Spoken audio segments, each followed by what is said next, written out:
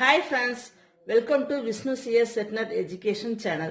SETNET PGTRB CS exam எழுதுறவங்களுக்கும் computer science ரிலேட்டடா எந்த எக்ஸாம் எழுதினாலும் இந்த சேனல் கண்டிப்பா உங்களுக்கு யூஸ்ஃபுல்லா இருக்கும். இந்த சேனல் உங்களுக்கு பிடிச்சிருந்துச்சுன்னா லைக் பண்ணுங்க, ஷேர் பண்ணுங்க, சப்ஸ்கிரைப் பண்ணுங்க, மறக்காம பக்கத்துல உள்ள பெல் ஐகானை பிரஸ் பண்ணுங்க. அப்பதான் நான் போடுற வீடியோஸ்லாம் உங்களுக்கு கரெக்டா ரீச் ஆகும். இது வரைக்கும் போட்ட வீடியோஸோட லிங்க் டிஸ்கிரிப்ஷன் பாக்ஸ்ல கொடுத்துருக்கேன், யூஸ் பண்ணிக்கோங்க. இந்த வீடியோல ஆப்பரேட்டிங் சிஸ்டம்ல ஐஓ பஃபரிங் அண்ட் ஸ்பூலிங் கான்செப்ட் பத்தி பார்க்க போறோம். செட்நெட் எக்ஸாம் பிஜிடிஆர்பி சிஎஸ் எக்ஸாமுக்கு பஃபரிங் அண்ட் ஸ்பூலிங் கான்செப்ட்ல இருந்து கம்பல்சரி ஒரு கொஸ்டின் வரும். இந்த வீடியோ நீங்க தரவா இருந்தீங்க அப்படின்னா ஒரு கொஸ்டின் ஈஸியா அட்டன் பண்ணலாம். ஐஓ பஃபரிங், பஃபர் அப்படிங்கிறது என்ன அப்படின்னா மெயின் மெமரியில ஒரு ரீஜியன். இது எதுக்காக யூஸ் பண்றோம் அப்படின்னா it is used to store data temporary. Next it is used to send the data between two devices or send the data between a device or an application. Buffer அப்படினாலே meaning என்ன அப்படின்னா interaction between files. அப்படி இல்லை அப்படின்னா interaction between file and the CPU. Types of buffering, 4 types இருக்கு. First no buffering, single buffering, double buffering and last one is circular buffering. In general, IO buffering 2 types work ஆகும். First, line at a time fashion. அதாவது IO request to IO data எல்லாம் எப்படி move ஆகும் அப்படின்னா line by லைனா move ஆகும். Byte at a time fashion அப்படின்னா data move ஆகுறது, கமாண்ட் மூவ் ஆகுறது, ஒவ்வொரு பைட் ஆஃப் டேட்டாவா மூவ் ஆகும். இப்போ இந்த இடத்துல டயக்ராம் பாத்தீங்க அப்படின்னா நோ பஃபரிங். இந்த இடத்துல IO ரெக்வஸ்ட் ஒரு ப்ராசஸ்க்கு மூவ் ஆகும். இந்த இடத்துல எந்த பஃபரிங்குமே இல்லை, அதாவது மெமரியில எந்த பஃபரிங்குமே கிடையாது.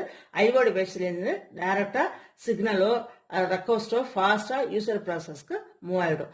இந்த இடத்துல பார்த்தோம் அப்படின்னா இது சிங்கிள் பஃபரிங். இந்த இடத்துல இந்த யூசர் ப்ராசஸ் ஏதோ ஒரு ப்ராசஸ் வச்சு ஒர்க் பண்ணிட்டு இருக்கும். அப்ப ஐஓ ரெக்வஸ்ட் கேட்கும். அப்ப ஐஓ டிவைஸ்ல இருந்து டைரக்டா இங்க போறப்ப இங்க யூசர் ப்ராசஸ் ஒரு ப்ராசஸ் வச்சு ஒர்க் பண்ணிட்டு இருக்கிறப்ப ஐஓ டிவைஸ் இங்க மெயின் மெமரியில வெயிட் பண்ணும். வெயிட் பண்ணி செய்யும். ஆனால் இந்த நோ பஃபரிங்கோட சிங்கிள் பஃபரிங் கொஞ்சம் ஃபாஸ்டா ஒர்க் ஆகும். டபுள் பஃபரிங், இது சிங்கிள் பஃபரிங்கோட இம்ப்ரூவ்மெண்ட் மெத்தட் தான் இது.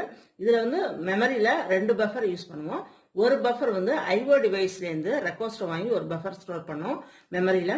இன்னொரு பஃபர் மெமரியில உள்ள இன்னொரு பஃபர் என்ன பண்ணும் அப்படின்னா யூசர் ப்ராசஸ்க்கு தேவையான ரெக்வஸ்ட கமாண்ட்ஸை கொண்டு போய் யூசர் ப்ராசஸ்ல கொடுக்கும். Next circular buffering. Double buffering concept இன்அடிக்யூட்டா இருக்கிறதுனால தான் மல்டி ப்ரோக்ராமிங் என்விரான்மெண்ட்டுக்கு சர்க்குலர் பஃபரிங் இப்ப நாம யூஸ் பண்ணிட்டு இருக்கோம். கலெக்ஷன் ஆஃப் பஃபர்ஸ் தான் நம்ம என்ன சொல்றோம் அப்படின்னா சர்க்குலர் பஃபர் அப்படின்னு சொல்லுவோம். அதாவது ஓஎஸ்ல மெமரியில பார்த்தோம் அப்படின்னா நிறைய பஃபர்ஸ், கலெக்ஷன் ஆஃப் பஃபர்ஸ் நம்ம யூஸ் பண்ணுவோம். It is also called as the ring buffer. Next topic spooling. Spooling expands simultaneous peripheral operation online. Mostly எல்லா செட்டு கொஸ்டின்ஸ்லயுமே இதோட எக்ஸ்பான்ஷன், ஸ்பூலிங்கோட எக்ஸ்பான்ஷன் ரிப்பீட்டடா கேட்டுட்டு இருப்பாங்க. ஸ்பூலிங் எதுக்காக யூஸ் பண்றோம் அப்படின்னா இது ஒரு டெம்பரரி ஸ்டோரேஜ் ஏரியா தான். ஆனா என்ன ஸ்டோர் பண்ணோம் அப்படின்னா ஜாபை ஸ்டோர் பண்ணுவோம்.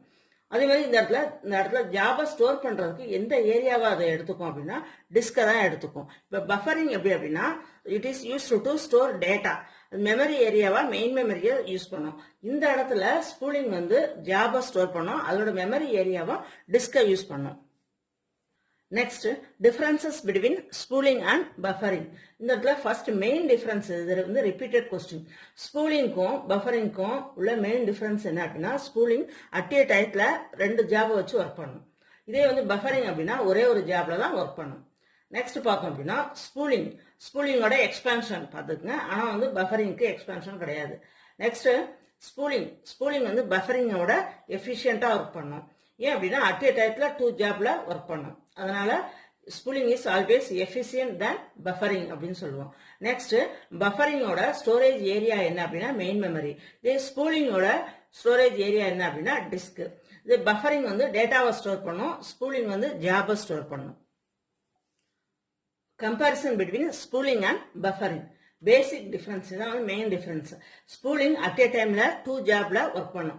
Buffering only 1 ஜாப்ல மட்டும் தான் at a timeல ஒர்க் பண்ணும். Full form spoolingக்கு simultaneous peripheral operation online.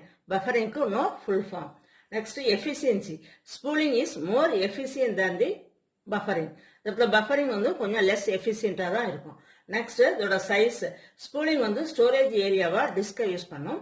இதே பஃபரிங் வந்து ஸ்டோரேஜ் ஏரியாவா மெயின் மெமரியை யூஸ் பண்ணும். Spooling is used to store job, buffering is used to store data. ரெண்டுமே ஆனால் டெம்பரரியா தான் ஸ்டோர் பண்ணும். Important MCQs with answer. First question, which of these is an area for temporary memory storage? Answer A, buffer.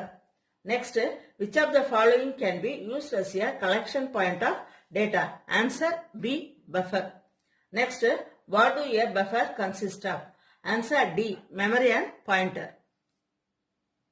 Fourth question, in which case the buffer is used by two software tasks?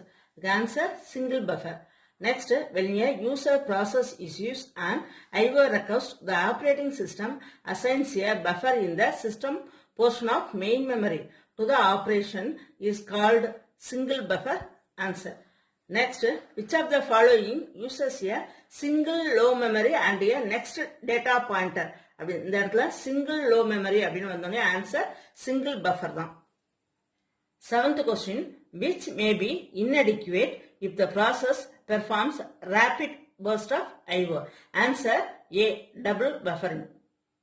Next, eighth question, spooling is most beneficial where அப்படின்னா ஒரு ஜாபை ஈக்குவலா divide பண்ணிக்கும். IO bound, CPU bound அது மாதிரி work பண்ணும். அதனால தான் இந்த ஸ்பூலிங்க்கு ஆன்சர் C.